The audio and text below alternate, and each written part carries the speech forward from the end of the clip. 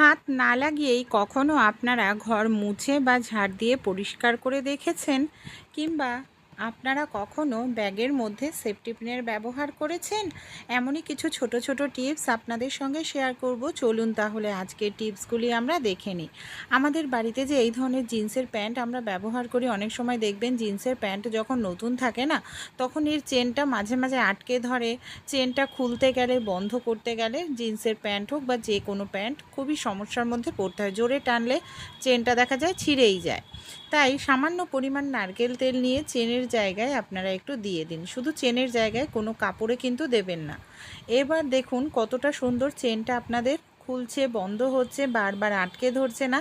এতে আপনাদের চেনটা কিন্তু নষ্টও হবে না। ভালো লাগলে অবশ্যই ট্রাই করে আপনারাও দেখবেন।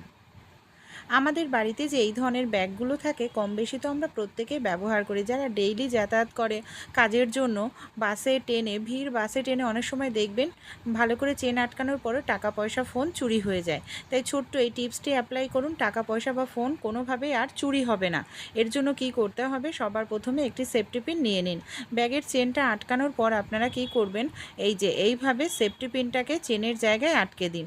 তাহলে চোরেরা ভিড় ট্রেনে বাসে কোনোভাবেই সেফটি পিন খুলে চেনটা খুলতে পারবে না। এর ফলে আপনাদের ব্যাগে থাকা ফোন, টাকা পয়সা কোনোভাবেই চুরি হবে না। ভালো লাগলে অবশ্যই ট্রাই করে কিন্তু আপনারাও দেখবেন।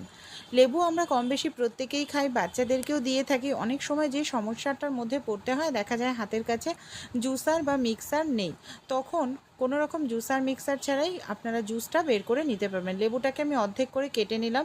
এখানে আমি একটি চা ছাঁকনি নিয়ে নিয়েছি, অবশ্যই স্টিলের চা ছাঁকনি নিতে হবে। আর একটি গ্লাস বাটি নিয়ে নিয়েছি। গ্লাসটাকে উল্টো করে বাটির ওপর বসিয়ে তার উপর চা ছাঁকনিটা রাখবো। তারপর লেবুটা রেখে এইভাবে ঘোরাতে হবে। এতেই দেখবেন লেবুর মধ্যে যত রস আছে খুব সহজেই কিন্তু বের হয়ে যাবে। এমনকি দানা বা খোসাগুলো কোনোভাবেই বের হবে না। এইভাবে আপনারা খুব সহজেই জুসার বা মিক্সার ছাড়াই বাচ্চাদেরকে জুস তৈরি করে দিতে পারেন। কোনো রকম ঝামেলাও নেই, এমনকি বাচ্চারা সহজে খেয়েও নেবে। অনেক সময় বাচ্চাদেরকে লেবু কেটে দিলে বাচ্চারা দেখবেন খেতে চায় না, আরও বেশি নষ্ট করে।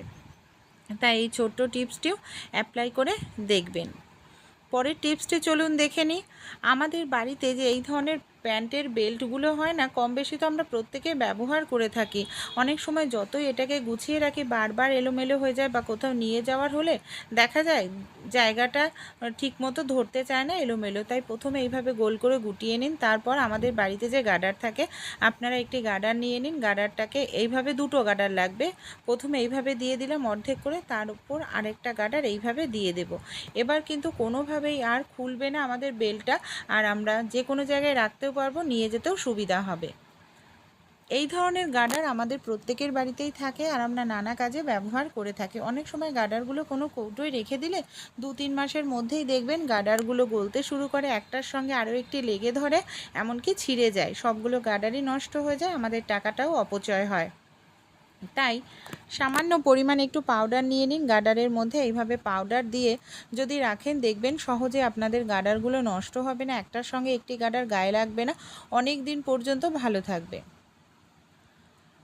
যে কোনো প্যান্ট হোক, জিন্সের প্যান্ট বা নর্মাল প্যান্ট, বাচ্চাদের ছোট প্যান্ট যেগুলোতে বোতাম থাকে, অনেক সময় দেখবেন প্যান্ট যখন নতুন থাকে না, বোতামটা লাগাতে খুবই কষ্ট করতে হয়। বোতামের ঘরটাও তখন টাইট থাকে, সহজে দেখবেন বোতামটা লাগানো যায় না। তাই একটি সেফটি পিন নিয়ে নিন। এখানে দেখুন আমি একটি বড় সেফটি পিন নিয়েছি। বড় সেফটি পিনটাকে বোতামের মধ্যে ঢুকিয়ে, এবার দেখুন বোতামের ঘরে ঢুকিয়ে দিলাম। তারপর সেফটি পিনটাকে খুলে নিচ্ছে। কত সহজে এখানে আমার বোতামের ঘরে বোতামটা ঢোকানো হয়ে গেল। মাছ আমরা কম বেশি প্রত্যেকেই খেয়ে থাকি। অনেক সময় দেখা যায় আমরা অনেকটা পরিমাণ মাছ বা মাংস কিনে নিয়ে আসি। অনেকটা পরিমাণ মাছ বা মাংস কিনে আনলে ততটা হয়তো রান্না করি না বা খাই না, আমরা ফ্রিজের মধ্যে রেখে দিই। কিন্তু ফ্রিজের মধ্যে রাখলে দেখবেন একটি সমস্যা হয়, অতিরিক্ত বরফ জমে যায় মাছ বা মাংসর মধ্যে। তাই একটি ছোট্ট কাজ করবেন বন্ধুরা। আমি এখানে নিয়ে নিলাম সামান্য পরিমাণ সরিষার তেল। এখানে মাছের গায়ে খুব ভালো করে আমাদের সরিষার তেল যদি বা রিফাইন তেল মেখে রেখে দিই, তাহলে মাংসতে বা মাছে বরফ কম জমবে, আর খুব দ্রুত তাড়াতাড়ি বরফও ছেড়ে যাবে। রান্নাতে পেঁয়াজের ব্যবহার আমরা প্রত্যেকেই করে থাকি। অনেক সময় দেখবেন যখন আমরা ছুরি বটি দিয়ে পেঁয়াজ কাটি, যারা নতুন গৃহিণী, ঝিরিঝিরি করে পেঁয়াজ কাটতে গেলে হাত কেটে যায়। তাই ছুরি, বটি, কাঁচি কোনো কিছু প্রয়োজন নেই।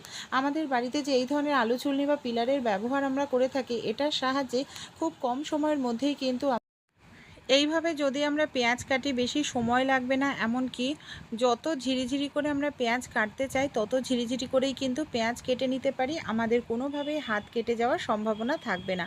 ভালো লাগলে টিপসটি অবশ্যই আপনারাও কিন্তু ট্রাই করে দেখবেন, আশা করছি আপনাদেরও উপকারে আসবে বা বাচ্চাদেরকেও এই ছোট্ট টিপসটি আপনারা শেখাতে পারেন। রুটি আমরা কম বেশি প্রত্যেকেই খেয়ে থাকি, আর কম বেশি প্রত্যেক দিনই আমাদের রুটি তৈরি হয় বাড়িতে, কম বেশি অনেকেরই। কিন্তু সমস্যাটা কি হয়, আমরা যখন রুটি তৈরি করার পর একটির ওপর আরও একটি রুটি, গরম রুটি এইভাবে রাখতে থাকি, তখনই দেখবেন আমাদের সমস্যার মধ্যে পড়তে হয়। কি সমস্যা বলুন তো? এই যে নিচের যে রুটিটা দেখবেন গরম ভাবটা বের হতে পারে না, আর গরম ভাবটা যেহেতু বের হতে পারে না, তার ফলে কি হয়, নিচের রুটিতে জল জমতে শুরু করে, এমনকি খুব তাড়াতাড়ি নিচের রুটিটা ভিজে ওঠে, কাদা কাদা হয়ে যায়, খেতে কিন্তু একদম ভালো লাগে না। তাই আমাদের বাড়িতে এই ধরনের ঝাঁঝরিযুক্ত যে থালা থাকে বা এই ধরনের গামলা থাকে, সেটা আপনারা নিয়ে নেবেন। তার মধ্যে যদি আপনারা রুটিগুলো রাখতে থাকেন, রুটির যে গরম মানে গরম ভাবটা সেটা দেখবেন ছিদ্র দিয়ে বেরিয়ে যাবে। এর ফলে আপনাদের রুটি দেখবেন খুব সুন্দর থাকবে, এমনকি কোনো রুটি কিন্তু নষ্ট হবে না। ছোট্ট টিপস অ্যাপ্লাই করলে আপনাদের রুটি ফেলতে লাগবে না, তাই ভালো লাগলে একবার হলেও ট্রাই করে কিন্তু দেখবেন। খুন্তি আমাদের প্রত্যেকের বাড়িতেই কম বেশি থাকেই কিন্তু বন্ধুরা। আজকে আমি আপনাদের সঙ্গে শেয়ার করব খুন্তির সাহায্যেই কোনো রকম হাত না লাগিয়েই কিন্তু আমরা ঘর মুছে নিতে পারি বন্ধুরা।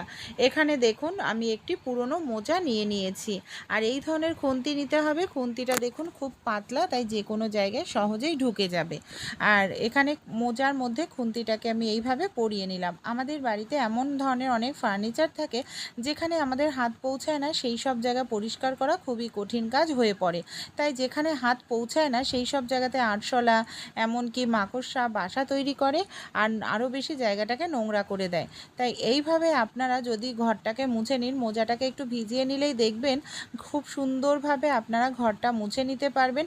এতে কিন্তু আপনাদের ঘরটা পরিষ্কার থাকবে, আরশোলা মাকড়সার উৎপাতও কম হবে, এমনকি হাত না লাগিয়েই জায়গাটা পরিষ্কার হয়ে যাবে।